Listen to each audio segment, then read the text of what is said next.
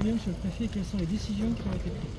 Alors, nous nous sommes réunis avec beaucoup d'acteurs économiques, institutionnels qui sont concernés par la crise du canal de Suez, parce que, bien sûr, ici à La Réunion, nous dépendons à 95% pour l'approvisionnement des produits que nous recevons de la circulation maritime, du fret maritime, et ce fret maritime passe en grande partie par le canal de Suez. Donc vous avez identifié la crise géopolitique qui se produit là-bas, et je souhaitais, avec les acteurs concernés, qu'on se réunisse pour d'abord bien objectiver la situation, savoir si on était en situation de crise immédiate, et si c'était le cas ou si ce n'était pas le cas, quelles conséquences on devait en tirer. Donc on a eu une première réunion qui a été surtout faite pour échanger, mais aussi pour déterminer un certain nombre de décisions que j'ai prises. Donc j'ai ouvert à partir d'aujourd'hui une cellule de crise qui sera pilotée par mon cabinet, qui se réunira aussi souvent que nécessaire pour plusieurs raisons. D'abord, connaître la situation et la suivre sur la durée. On ne sait pas dire du tout aujourd'hui si cette crise du canal de Suez va durer une semaine, un mois, un an, et quel impact elle va avoir sur le trafic maritime. Aujourd'hui, quelques navires ont été touchés, mais le trafic continue dans le canal de Suez.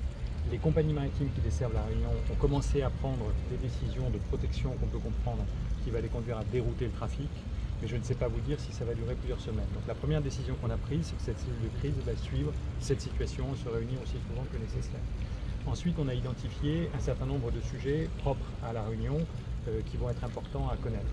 D'abord pour le grand port maritime, l'impact de ces détournements de trafic, ça va être pour la capacité à gérer les conteneurs qui arrivent pleins et qui sont stockés vides à un moment. On a déjà connu ça dans le passé, donc le grand port maritime va piloter ce chantier-là.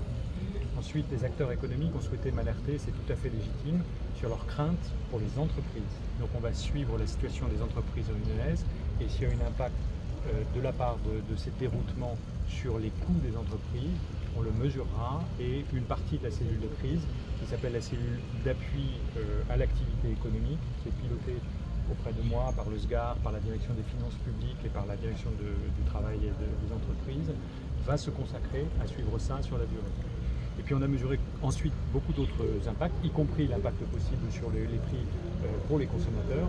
Et donc j'ai demandé à la DETS de faire un suivi sur les prix à la consommation pour vérifier que, alors plutôt à moyen terme qu'à court terme, dans quelques semaines, cette crise, si elle durait, aurait un impact sur nos approvisionnements, quel impact sur les prix à la consommation. Voilà, pour vous faire simple et résumer les décisions qu'on a prises aujourd'hui. Cette cellule de crise dédiée à l'impact de ce qui se passe dans le canal de Suez, elle se réunira aussi souvent que nécessaire. On a décidé de se revoir tout début janvier déjà dans ce format-là. Et puis, de façon intermédiaire, il y aura des travaux plus spécifiques sur les différents sujets. Qui sera dans cette cellule de crise? Alors, à peu près les acteurs que j'avais invités aujourd'hui, c'est-à-dire les consulaires, les partenaires de l'économie portuaire, c'est-à-dire le grand port maritime, les transporteurs, les aconniers, les compagnies maritimes elles-mêmes, bien sûr. Et puis, autour de ça, tous les acteurs institutionnels, la région, le département, les chambres consulaires, et puis les services de l'État au sens large. Un bateau qui passe par le cap de Bonne-Espérance, c'est entre 7 et 10 jours de mer en plus. Combien ça va coûter en plus par conteneur? Est-ce que les compagnies maritimes ont apporté cette réponse aujourd'hui? Non, elles ne nous l'ont pas dit précisément. Et ce qu'elles nous disent, c'est que ça va être variable selon les situations, selon le moment où on déroute, selon le nombre de conteneurs qui sont portés, etc. Donc il n'y a pas pour l'instant d'algorithme précis qui nous permette de le savoir. Et c'est ça qu'on va suivre dans la durée pour vérifier aussi quel impact ça a sur l'économie de La Réunion. En termes de sécurité maritime, monsieur le préfet, est-ce que ça va déclencher une action particulière des Fazoy? Ça a peut-être déjà débuté. Est-ce que le partenariat avec l'Inde, par exemple, peut permettre de patrouiller de manière plus intense dans les zones touchées? Qu'est-ce qui est prévu? Alors, ce sujet est porté au plus haut niveau, y compris dans notre pays, la France. Le président de la République a eu l'occasion lui-même de dire son attention à cette situation-là.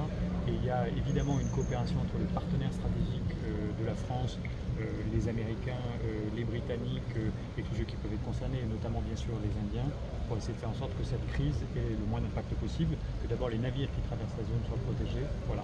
Je ne sais pas, il ne relève pas du tout de moi à ce stade de dire quelles solutions militaires, opérationnelles sont prises. Ça, c'est pas l'affaire du préfet de La Réunion. En revanche, nous, on est là et on s'est réunis pour tirer toutes les conséquences de cette crise. Est-ce que vous avez des nouvelles du tanker de biomasse liquide qui a été touché par les tirs d'Youti qui devait livrer la centrale de La Réunion? Oui, j'ai des nouvelles. En tout cas, la compagnie concernée nous a donné des nouvelles sur le fait qu'il avait été capable de reprendre la route et qu'il approvisionnera dans quelques jours. Je crois que c'est 7 à 8 jours de différé. Il devait arriver le 18 ou 2020, il va arriver le 31 décembre. Voilà. Donc il n'y a pas de ce point de vue-là d'impact opérationnel sur le fonctionnement du processus, mais on va suivre ça au jour le jour avec les différents opérateurs.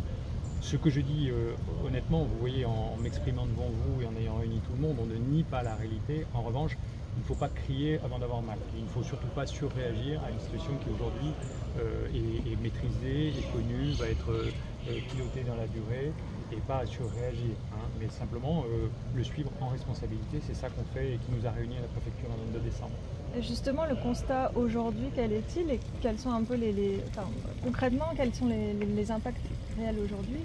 Pour l'instant, pas d'impact réel, mais on a souhaité se réunir très vite. Les chefs d'entreprise représentés par leurs représentants, notamment, m'ont dit, monsieur le préfet, il faut qu'on se parle, et plutôt tôt et maintenant, avant même qu'il y ait de l'impact, parce que des crises, on en a connu depuis des années, hein, depuis la crise Covid, la crise en Ukraine, etc. Donc l'économie réunionnaise, et d'une façon générale, la société réunionnaise a été résiliente, a été capable de faire face. Mais bon, crise après crise, on doit quand même prendre en compte les crises passées. Donc c'était ça aussi un peu l'objet de l'échange. Mais pour arriver à gérer une crise, c'est comme toujours, il faut savoir et connaître. Donc le premier point qu'on s'est dit ensemble, c'est qu'il faut arriver à bien objectiver la situation et ne pas surréagir à une crise qui pour l'instant n'a pas encore commencé à produire ses impacts chez nous. Une autre actualité du 22 décembre, on peut poser la question sur l'expulsion des Sri Lankais. Ah oui, si vous voulez, oui. On peut avoir une réaction par rapport à cette décision.